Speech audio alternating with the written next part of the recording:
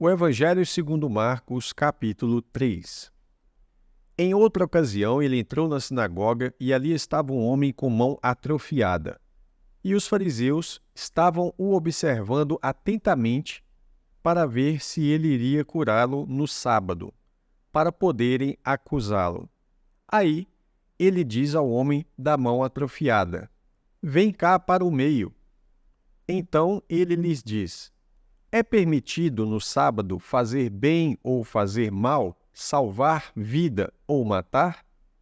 Mas eles permaneceram em silêncio. Depois de olhar para eles em redor com indignação, entristecido pela dureza de coração deles, ele diz ao homem: "Estenda a tua mão."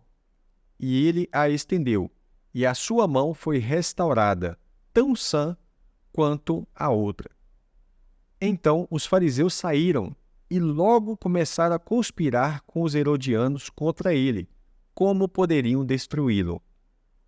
Jesus retirou-se com seus discípulos para o mar, e uma grande multidão da Galiléia o seguia, também da Judéia, de Jerusalém, da Idumeia e do outro lado do Jordão, até mesmo dos arredores de Tiro e Sidom. Uma grande multidão veio até ele, tendo ouvido das coisas que ele fazia.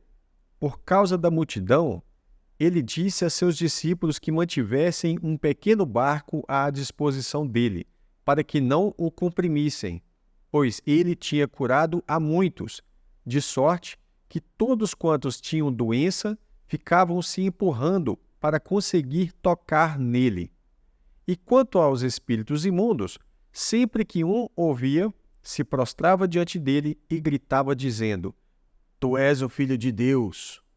E ele seguia dando-lhes ordens severas para que não o tornassem conhecido.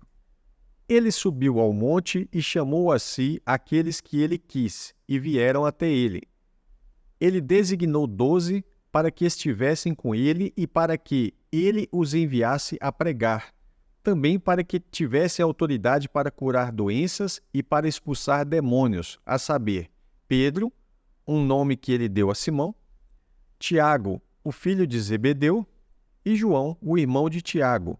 E um nome que ele deu a eles foi Boanerges, que significa filhos do trovão.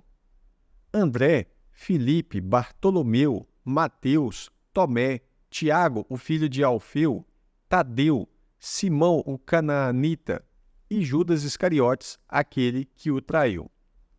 Então, eles entraram numa casa e novamente uma multidão aglomerou-se, de tal modo que nem conseguiam comer pão. Quando seus familiares ouviram falar disso, se movimentaram para prendê-lo, porque diziam: "Ele está fora de si." Ora, uns escribas que tinham descido de Jerusalém começaram a dizer: "Ele tem Beelzebul, e é pelo chefe dos demônios que ele expulsa demônios." Aí ele os chamou a si e começou a comunicar-lhes por ilustrações: "Como pode Satanás expulsar Satanás? Se um reino se dividir contra si mesmo, tal reino não pode subsistir. E se uma casa se dividir contra si mesma, tal casa não pode subsistir.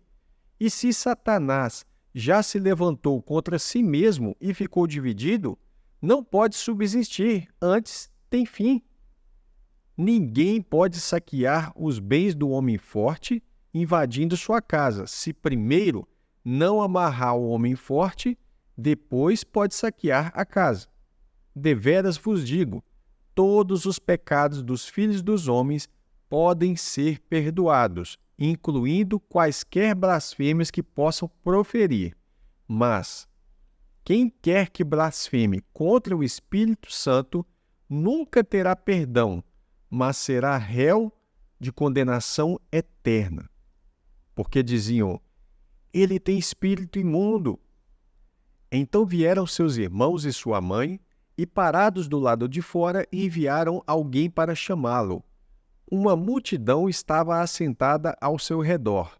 Aí disseram a ele: "Eis que tua mãe e teus irmãos e tuas irmãs estão lá fora te procurando." Ele lhes respondeu dizendo: quem é minha mãe e meus irmãos?